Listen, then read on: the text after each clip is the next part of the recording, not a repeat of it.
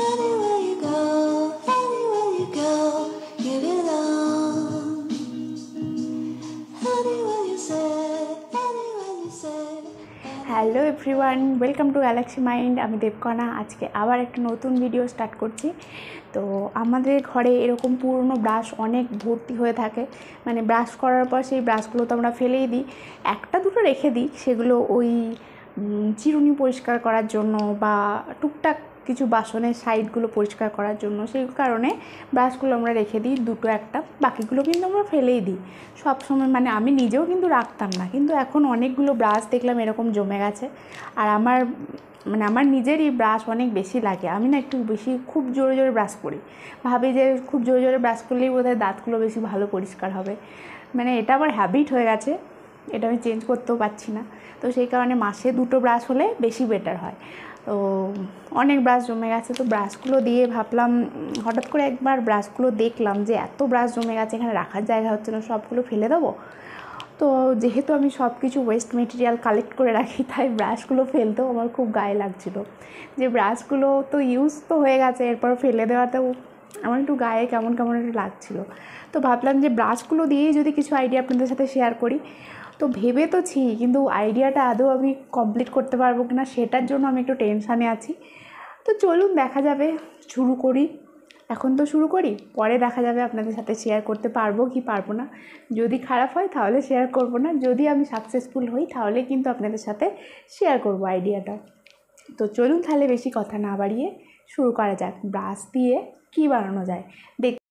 গল্পটা যেহেতু ব্রাশ নিয়ে, তো ব্রাশ দুটো নিয়ে নিয়েছি, খারাপ ব্রাশ। তো আর এরকম একটা সিট পড়েছিল, সিট না এরকম একটা রোল টাইপের পড়েছিল, যেটা এসি ইনস্টল করার সময় এখানে পড়েছিল। কোথায় ছিল আমি ঠিক বলতে পারবো না, কোনো তারের মধ্যে ছিল, তো এটাই পড়েছিল। এটাকেই কিন্তু এই যে ব্রাশগুলো আছে, খারাপ ব্রাশগুলোর বডি পোর্শনটা পুরো নিচে পর্যন্ত এটাকে জড়িয়ে নিলাম, সেলো টেপের সাহায্যে জড়িয়ে নিতে হবে, মাস্কিং টেপ দিয়েও করা যেতে পারে। তো আপনাদের প্রশ্ন হতে পারে যে আমার কাছে তো এরকম সিট নাও থাকতে পারে, তো এরকম যদি রোল নাও থাকে তার জন্য অন্য ব্যবস্থা আছে।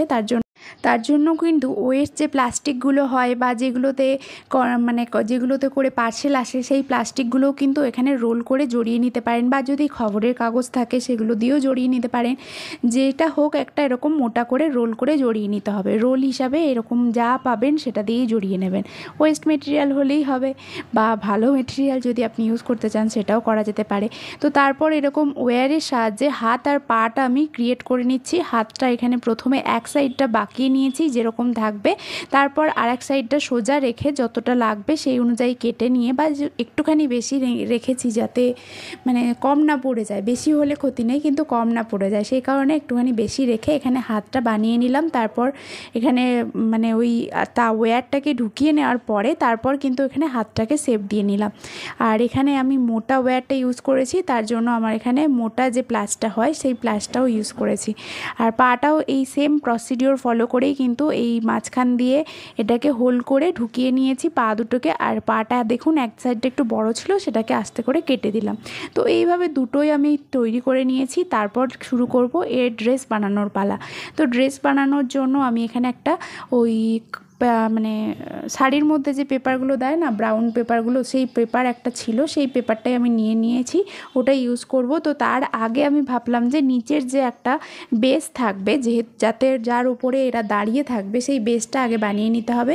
তো সেই কারণেই একটা কার্ডবোর্ডকে গোল গোল করে 4 টুকরো করে নিয়েছি, 4 টুকরো কেটে নিয়ে দুটো দুটো করে একটার মধ্যে আরেকটা অ্যাটাচ করে নিয়েছি বেস হিসাবে। এটা ততক্ষণ শুকোতে থাক, ততক্ষণ ড্রেসটা আমরা অ্যাটাচ করে নিই। তো পুরো গায়ের মধ্যে এখানে ফেভিকল লাগিয়ে নিয়েছি প্রথমে, তারপরে কিন্তু ড্রেসটাও ওখানে মানে কাপড়টা কেটে নিয়ে যেরকম সাইজ লাগবে সেই অনুযায়ী কাগজটা কেটে নিয়েও কিন্তু লাগিয়ে নিয়েছি। এরপর হচ্ছে গলার ওপরের পোর্শনে একটা ডিজাইন করব, জামারি ডিজাইন। তো সেইটার জন্য এখানে একটা কাগজ কেটে নিলাম, তাই সেইটা কিন্তু, আর মাথাটা কিন্তু সবার লাস্টে আমরা করব।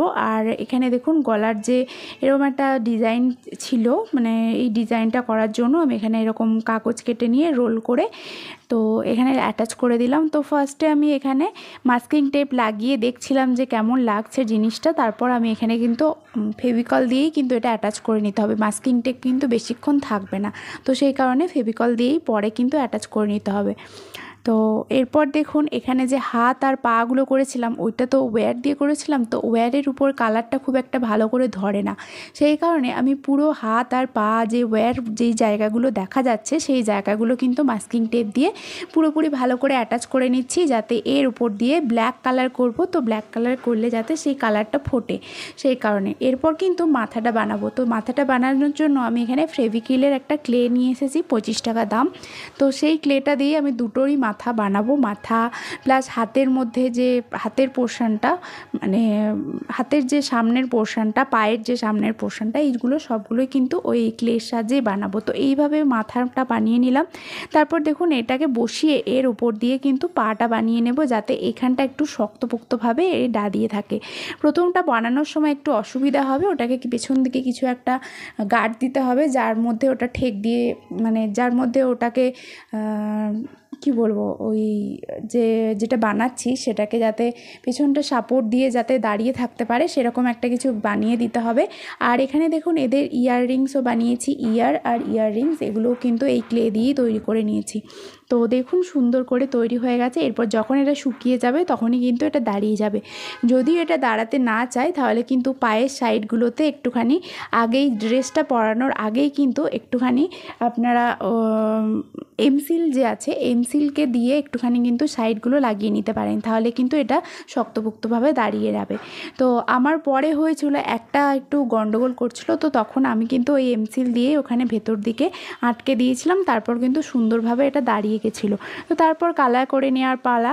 এখানে আমি চক পেন্ট আর অ্যাক্রেলিক কালার ইউজ করেই কিন্তু কালার করে নিচ্ছি। তো প্রথমে কালারগুলো করে নিয়ে কিছুক্ষণ শুকোতে দিয়েছিলাম, তারপর কিন্তু আমি এখানে কিছু প্যাটার্ন ড্র করে নিচ্ছি, যেহেতু এটা একটু আদিবাসী টাইপের লুক আছে, তো সেই জন্য এখানে কিছু ওরকম টাইপেরই যে ওরা যেরকম টাইপের ড্রেস পরে সেই টাইপেরই এখানে ড্রেসের প্যাটার্ন এখানে ড্র করতে হবে। আর এরকম একটা মানে এরকম একটা শো পিস বলতে পারেন, এটা শো পিস হিসাবেই তো থাকবে। তো শো পিস এরকম একটা আমি অনলাইনে দেখেছিলাম, তো সেটার দাম ছিল 594 অ্যাপ্রক্স এরকম দাম ছিল। তো এর কিছু কম বেশি হতেই পারে। তো সেটা দেখে আমি ভেবেছিলাম যে এরকম জিনিসটা যদি আমি নিজে বানিয়ে নিতে পারি তাহলে কেমন হয়। তো সব জিনিসই যে বাইরে থেকে কিনতে হবে সেরকম কিন্তু নয়, ঘরের ওয়েস্ট মেটেরিয়াল দিয়েও কিন্তু সুন্দর সুন্দর শোপিস বানানো যেতে পারে, আর সেটা দিয়ে কিন্তু খুব সুন্দরভাবে ঘর সাজানো যেতে পারে। তো তারপরে আমার কাছে এরকম জুয়েলারির কিছু এমব্রয়ডারি জুয়েলারির জন্য এই যে ওয়্যারগুলো আছে এই ওয়্যারগুলো দরকার হয়। এগুলো কিছু ওই গোল্ডেন টাইপের ওয়্যার ছিল, তো সেই ওয়্যারগুলো দিয়ে আমি এখানে গলার মধ্যে পেঁচিয়ে নিলাম আর কোমরের মধ্যে একটুখানি পেঁচিয়ে নিয়েছি। আর হাতের মধ্যে আমি কিন্তু আখরোটের যে খোলাটা থাকে সেই খোলাটাকে কালার করে কিন্তু এখানে অ্যাটাচ করে নিয়েছি। তো তৈরি হয়ে গেছে সুন্দর একটা শোপিস। আর এটাকে আপনারা ডাইনিংয়েও রাখতে পারেন বা কোথাও কোনো তাকের উপরও সেলফের উপরেও কিন্তু রাখা যেতে পারে। তো যদি ভালো লেগে থাকে এরকম আইডিয়া আপনারা নিজেরাও বাড়িতে বানিয়ে ট্রাই করে দেখুন, আপনাদেরও খুব ভালো লাগবে।